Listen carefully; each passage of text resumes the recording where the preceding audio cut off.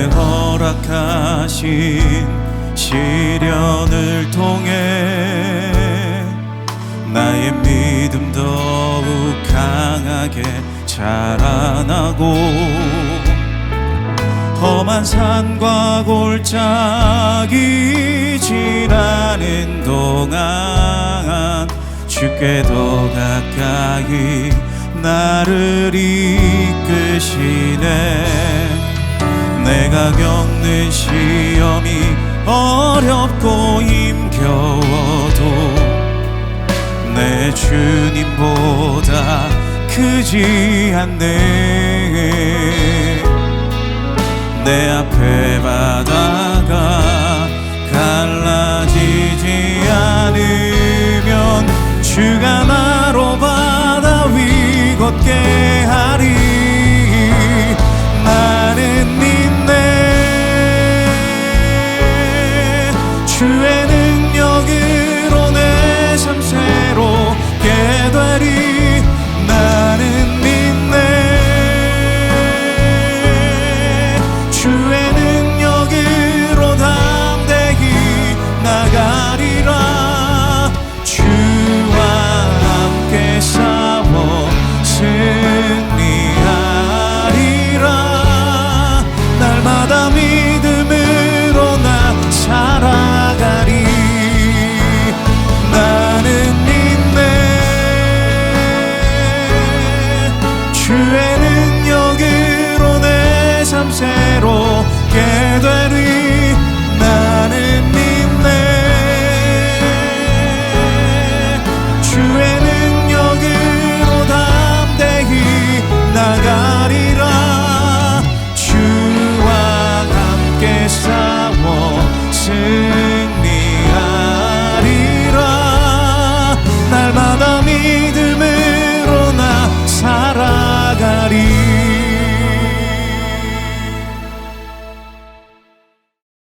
제41장.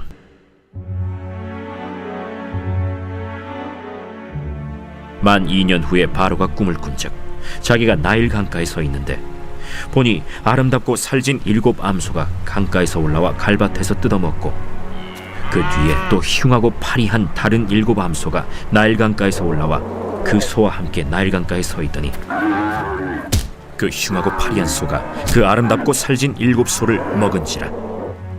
바로가 곧 깨었다가 다시 잠이 들어 꿈을 꾸니 한 줄기에 무성하고 충실한 7 이삭이 나오고 그 후에 또 가늘고 동풍에 마른 7 이삭이 나오더니 그 가는 7 이삭이 무성하고 충실한 7 이삭을 삼킨지라. 바로가 깬즉 꿈이라.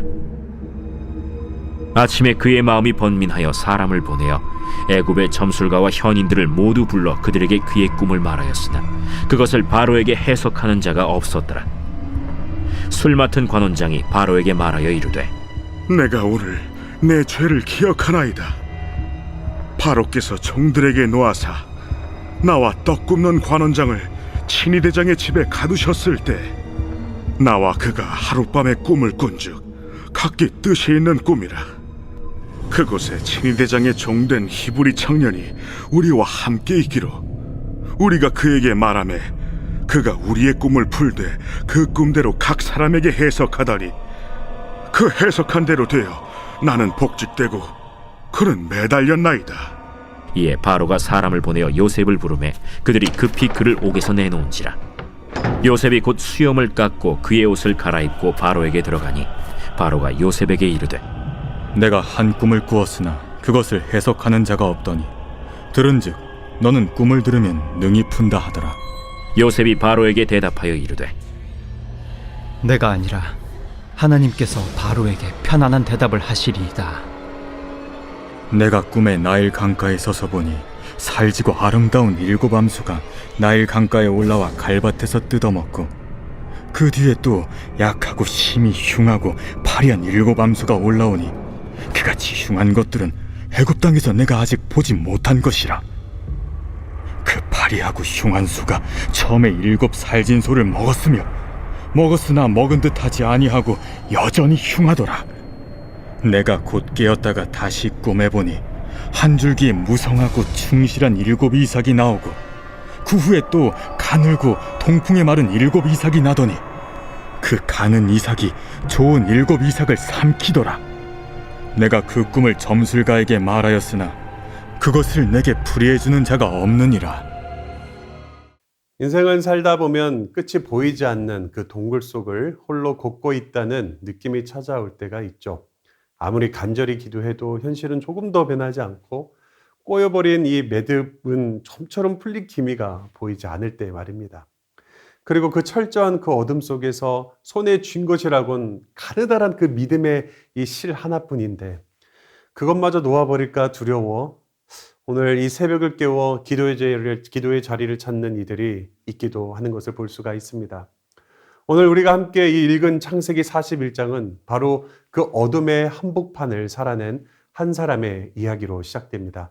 세상 누구도 그의 고통을 풀이해 주지 않았던 막막한 이 시간을 함께 들여다보면서 우리 삶의 이 항에 말씀하시는 하나님의 음성을 듣기를 소망합니다. 오늘 본문은 이 요셉의 파란만장한 이 생애에서 결정적인 이 전환점을 우리가 본문을 보고 있는데요. 당대 최대 대국이었던 애굽의 이 바로 왕이 어느 날 밤 기이한 꿈을 연달아 꾸게 됩니다. 나일 강가에서 살찐 암소 7마리가 파리한 암소 7마리에게 잡아먹히고 충실한 이삭 7개가 동풍에 마른 이삭 7개에게 삼켜지죠. 번민에 휩싸인 이 바로는 이튿날 아침 애굽의 모든 주술사와 현인들을 불러 해석을 요구했습니다. 그러나 당대 최고의 지성인들이 모두 입을 모아 다물었습니다. 세상의 권력자, 이 지식이 한꺼번에 무력해지는 순간이라는 것이죠. 바로 그때 이 술 맡은 관원장의 기억 속에 2년 전 그 감옥에서 만났던 이 히브리 청년이 떠오르게 됩니다. 그가 천거로 요셉은 수염을 깎고 새 옷을 갈아입은 뒤 마침내 이 왕 앞에 서게 되죠. 여기서 우리는 잠시 멈추어 이 장면을 되새겨 보아야 합니다. 요셉은 곧 예굽 최고의 지식인들이 풀지 못한 이 왕의 꿈을 하나님의 지혜로 명쾌하게 해석하고 7년 대풍년과 7년 대흉년을 예언하며 나라를 구할 대책까지 제시하죠. 그런데 정작 이 장면 속에서 자신의 인생을 단 한 번도 풀이받지 못한 채 그 자리에 서 있는 사람이 있습니다. 그 사람이 누구일까요? 아이러니하게도 바로 요셉 자신입니다. 요셉의 과거를 찬찬히 한번 되짚어 볼까요? 그의 인생은 납득할 수도 이성으로 해석할 수도 없는 이 억울함의 연속이었습니다. 아버지의 사랑을 받으며 채색옷을 입던 귀한 아들이 하루아침에 형들의 손에 구덩이에 던져지고 짐승처럼 이방 땅의 노예로 팔려갔죠. 같은 핏줄인 이 형제들이 왜 자신에게 이런 일을 했는지 이 찢겨진 이 요셉의 이 마음 속의 이 의문은 누구도 풀어주지 않았다라는 것입니다. 노예로 팔려간 이후의 삶은 어떠합니까? 보디발의 집에서 그는 성실하게 일했고 주인의 아내가 은밀한 유혹을 해올 때 내가 어찌 그 큰 악을 행하며 하나님께 죄를 지으리까 하며 믿음을 지켰습니다. 선을 행한 것이죠. 그러나 돌아온 것은 치욕스러운 누명과 차디찬 지하 감옥이었습니다. 요셉은 끝내 자신의 인생에 얽힌 이 매듭들을 스스로 풀지 못했죠. 하나님이 왜 이런 시련을 허락하셨는지 그 누구도 그에게 해석해 주지 않았습니다. 그런데 여러분, 요셉이 이 감옥 바닥에서 느꼈을 그 답답함과 고립감이 비단 요셉만의 상황일까요? 오늘 살아가는 우리의 삶 속에서도 동일한 이 눈물과 그 마음을 겪고 있는 것을 볼 수가 있습니다. 오스트리아의 정신의학자 빅터 플랭크는 아우슈비츠 강제수용소라는 이 지옥과 같은 고통 속에서 한 가지 핵심적인 사실을 발견하는데요. 그 사람은 이렇게 이야기를 합니다. 인간은 배고픔이나 육체적 고통 자체 때문에 완전히 무너지는 것이 아니라 자신이 겪은 고통의 그 의미를 찾지 못할 때, 즉 내 아픔이 해석되지 않을 때 삶을 포기하게 된다. 다시 말하면 고난의 이유를 알면 어떤 삶이든 이겨낼 수 있지만 이유 없는 고난 앞에서는 한없이 무너지는 것이 인간이다라는 것이죠. 우리의 인생도 다르지 않습니다. 예고 없이 찾아오는 육신의 질병, 하루아침에 무너지는 재정, 사랑했던 사람과 뼈아픈 이 단절, 눈물로 부르짖어도 응답이 없는 그 기도. 그 앞에서 우리는 묻게 되는 것이죠. 하나님, 왜 저에게 이러한 일이 일어납니까? 그 의미를, 그 해석을 하지 못한 그 상황 속에 우리의 절규입니다. 그러나 하늘은 이 노새처럼 굳게 닫힌 듯 침묵하죠. 내 고난이 해석되지 않고 풀이해주는 이가 아무도 없다는 이 철저한 이 고립감, 이것이 우리의 영혼을 가장 깊은 절망으로 밀어낸다라는 것입니다.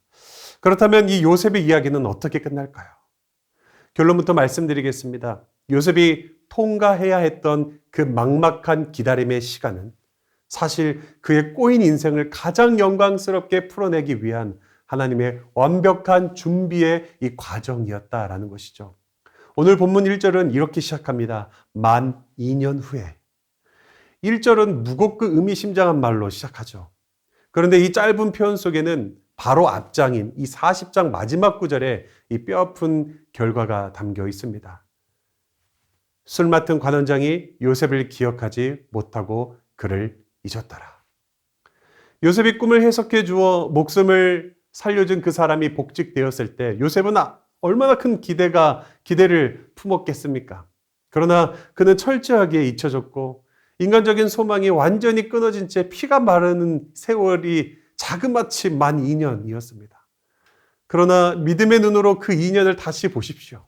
그 기다림은 결코 아무것도 일어나지 않은 죽은 시간이 아니었습니다.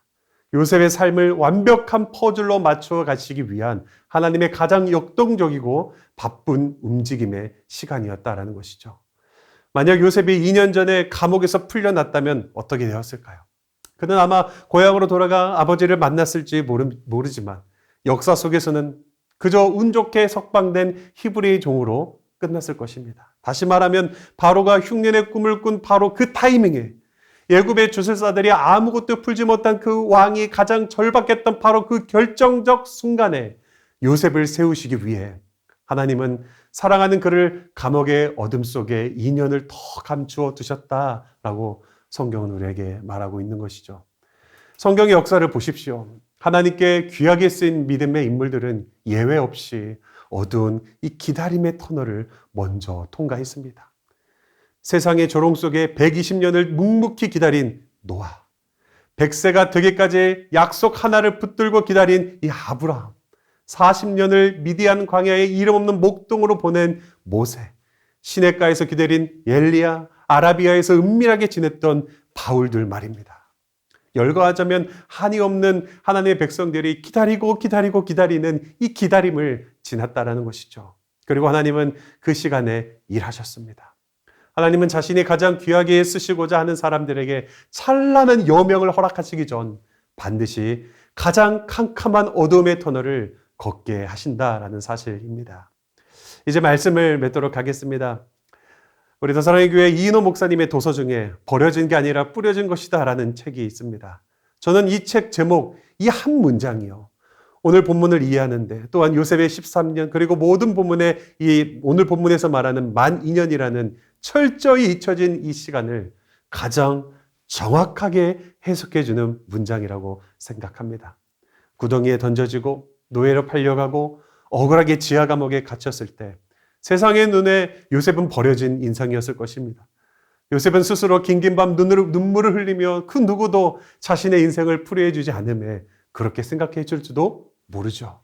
그러나 하늘 보좌에서 그를 지켜보시던 하나님의 눈에는 요셉은 결코 버려진 것이 아니었습니다. 장차 70명의 야곱의 가족 전체를 기근에서 구원하시려는 하나님의 원대한 섭리 속에 그는 조용히 생명의 씨앗으로 뿌려진 것이죠. 여러분, 농부가 밤의 씨앗을 그 차가운 흙으로 덮을 때, 이 봄의 차가운 씨앗을 흙으로 덮을 때 누구도 그것을 매장이라고 생각하진 않습니다. 심는다라고 말을 하죠. 캄캄한 흙 속에서 씨앗을 잊은 채 썩어 죽어가는 것처럼 보이지만 그 어두움은 사실 씨앗이 단단한 껍질을 깨트리고 생명을 잉태하는 가장 역동적이고 거룩한 시간이다라는 사실입니다. 그렇습니다. 지금 우리의 삶에 문제가 풀리지 않고 아무도 내 아픔을 해석해 주지 않은 것처럼 막막하십니까? 여러분은 지금 무의미하게 버려진 것이 아닙니다. 하나님의 완벽한 타이밍과 선하신 계획 속에 내일의 영광을 위해 오늘 뿌려진 것임을 믿으시기를 주님의 이름으로 축복합니다. 그러므로 오늘 이 하루 이 한 문장을 기억함으로 우리가 우리의 해석자가 되어주시며 풀이자 되어주시는 이 신실하신 그 하나님의 손을 붙잡고 살아가는 저와 여러분 되기를 주님의 이름으로 축복합니다.